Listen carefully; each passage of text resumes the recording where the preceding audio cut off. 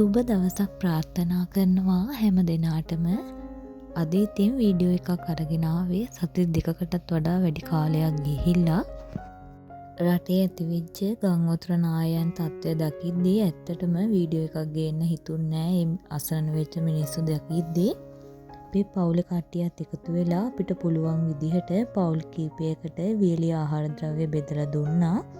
මේ ඉතින් අද ගේන වීඩියෝ එක දෙසැම්බර් මාසේ අපේ පන්සලට පූජා කරපු දවල් දාන වේල. මම ඉතින් වෙනද වගේම උදේම අම්මලා ගෙදර ගියා. ඒ දවස් ටිකේම වැස්ස නිසා අපි ගිය දවසෙත් උදේ මේදුම නම් ගොඩාක් තිබ්බා. අපි ඉතින් උදේම අම්මලා ගෙදරට ඇවිල්ලා වැඩ පටන් ගන්න කලින් කාලෙින් තමයි හදන්නේ. අද අම්මා සුදුබත් උයලා කෝනිස්තු තෙල් දාලා සම්බෝලයක් හදලා පරිප්පු තමයි හදලා තියෙන්නේ.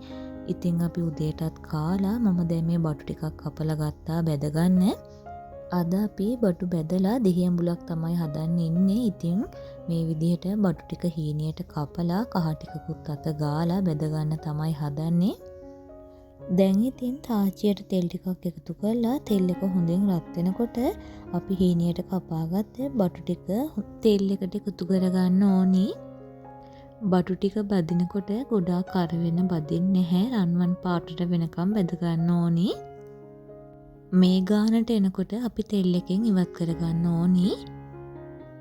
බටු ටික නම් බැදගෙන ඉවරයි. බටු දෙහියඹුලට තව ඕනි කරනවා රටලූණු ගෙඩියක් හීනියට මේ විදිහට කපාගෙන තියෙනවා. ඒ වගේම තමයි තක්කල ටිකකුත් කපා ගත්තා. තව මේකට අමු මිරිස් ටිකකුත් ඕනි. අමු මිරිස් කරල් කීපයකුත් කපලා මේ විදිහකට භාජනයකට දාලා වෙන මරන් තිබ්බා. අපි මේක අන්තිමටම තමයි කලවම් කරන්නේ. මම ඉතින් ඒ ටික හදන අතර වාරේ අම්මා කෙසෙල් මූ එක ලිපේ තියලා තිබ්බා. කොස්සටත් එකතු කරලා පහේ ඔක්කොමත් එකතු කරලා දිය කිරෙන් ලිපේ තියලා තමයි තිබ්බේ. කෙසෙල් මුව මේ විදිහට උයලා හරිම රසයි. කොස්සට වගේම සමහර වෙලාවට මේකට හාල් මැස්සොත් එකතු කරගන්නවා. එහෙම හැදුවම ගොඩක් රසයි. අද නම් අපි මේකට එකතු කරගත්තේ නැහැ. කෙසෙල් මුව එක දිය කිරෙන් මේ විදිහට හොඳින් තැම්බෙන්න දෙන්න ඕනි. දැන් නම් දිය කිරි ටිකත් හොඳටම හිඳිලා ගිහිල්ලා කෙසෙල් මුව එකත් හොඳට තැම්බිලා තියෙන්නේ. අපි ඉතින් මේ වෙලාවේදී මිටි කිරි ටිකක් මේකට එකතු කරගන්න ඕනි. මිටිකිරි එකතු කරගන්නකොට අපි දැන් මේක වැහෙන්නම එකතු කරගත්තේ නැහැ. ටිකයි එකතු කරගත්තේ. දැන් ඉතින් තැම්බිලානේ තියෙන දිය කිරියෙන් හොඳට. ඊළඟට අපි පරිප්පු එකක් වගේම මඤ්ඤොක්ක මැල්ලුමකුත් හදාගත්තා. දැන් ඉතින් මේ කට්ලට් ටිකක් හදාගන්න තමයි යන්නේ. ඒකට ඕනි කරන රටලූණු කරපිංච ටිකක් ඉතින් මේ විදිහට කපලා තියාගත්තා. අමු මිරිස් දැම්මේ නැහැ. ගම් මිරිස් එහෙම ගොඩක් වැඩියෙන් දාන නිසා. අල ටික කලින්ම තම්බලා තිබ්බේ. දැන් මේ ටික සුද්ධ කරගන්න ගමන් අද කිරි අලනන් නැහැ. අර්තාපල වලින් තමයි ඉතින් කට්ලට් ටික හදන්න වෙන්නේ. සුද්ධ කරගත්ත අල ටික අපි දැන් මේ විදිහට පොඩි කරගන්න තමයි හදන්නේ. ටිකක් කෑලි හිටින මට්ටමට අල ටික පොඩි කරගත්තා.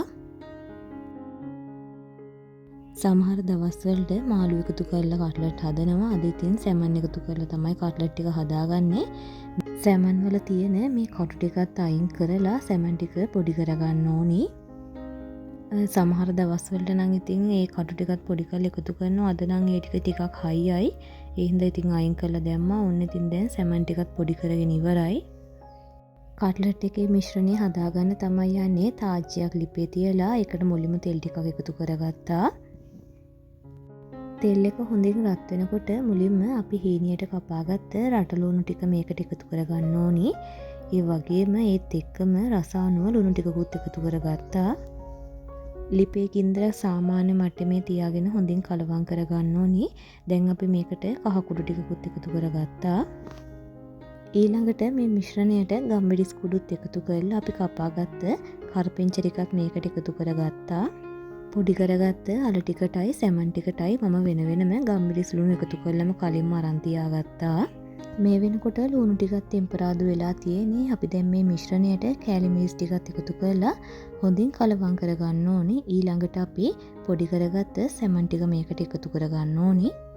සැමන් ටික එකතු කරාට පස්සේ ලුණු ටිකත් එක්ක ටික වෙලාවක් ටෙම්පරාදු වෙන්න දෙන්න. ඊළඟට අන්තිමටම අපි තඹගත්ත අල ටික මේකට එකතු කරගෙන හොඳින් කලවම් කරගන්න ඕනේ.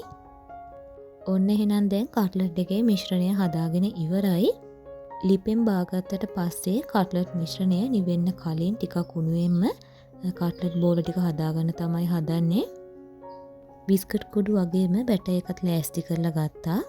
පාන් පිටි, ලුණු, කහ, ගම්මිරිස්, වතුර චුට්ටක් එකතු කරලා ටිකක් ඝනකමට තමයි මේ බැටර් එක හදාගත්තේ. මේ විදිහට හදාගත්ත කට්ලට් ටික දැන් ඉතින් බෙද ගන්න තමයි හදන්නේ. කට්ලට් ටිකත් බෙදගෙන ඉවරයි. ඔන්න ඉතින් ඒ අතර වාරේ කිරි හොදි ටිකකුත් හදාගත්තා. කලින් ලෑස්ති කරලා තියාගත්ත බටු ටිකෙන් දැන් උන්න බටු දෙහි ඇඹුල හදාගන්න තමයි යන්නේ. මුලින්ම ඉතින් මේකට අපි දෙහි ටිකක් එකතු කරගන්න ඕනි. ඊළඟට රස අනුව ගම්බිරිස් කුඩු වගේම ලුණු කුඩු ටිකකුත් එකතු කරගන්න.